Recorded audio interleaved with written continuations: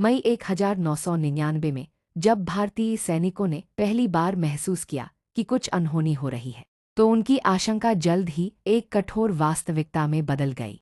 कारगिल की बर्फीली चोटियों पर पाकिस्तान की सेना और घुसपैठियों ने कब्जा कर लिया था। यह हमला अचानक नहीं हुआ था, बल्कि इसे महीनों की योजना के तहत अंजाम दिया गया था। ऊंचाइयों पर बैठे दुश्मनों ने भारतीय सैनिकों पर गोलियों की बारिश शुरू कर दी थी। भारतीय सेना को न केवल दुश्मन से लड़ना था, बल्कि कठिन मौसम और दुर्गम इलाकों से भी जूझना था।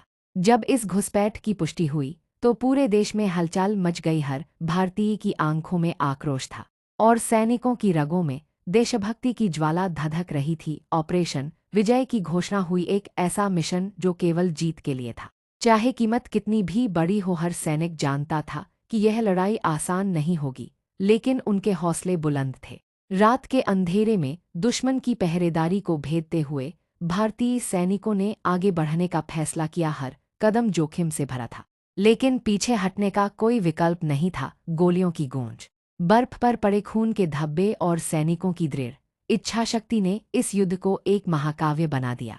टोलोलिंग की लड़ाई सबसे कठिन थी। ऊंचाई पर बैठे दुश्मनों को हटाना लगभग असंभव लग रहा था, लेकिन भारतीय सेना के जवानों ने असंभव को संभव बना दिया। चारों ओर से गोलियां बरस रही थीं, लेकिन वे डटे रहे। जब टोलोलिंग पर तिरंगा लहराया गया तो पूरे देश में गर्व की लहर दौड़ गई। इसके बाद टाइगर हिल पर कब्जा करने का लक्ष्य तय किया गया। वहां लड़ाई और भी तीव्र थी, लेकिन भारतीय सैनिकों ने यह ऊंचाई भी जीत ली। हर जीत के साथ सैनिकों का आत्मविश्वास बढ़ता गया और अंततः 26 जुलाई 1999 को कारगिल युद्ध समाप्त हुआ।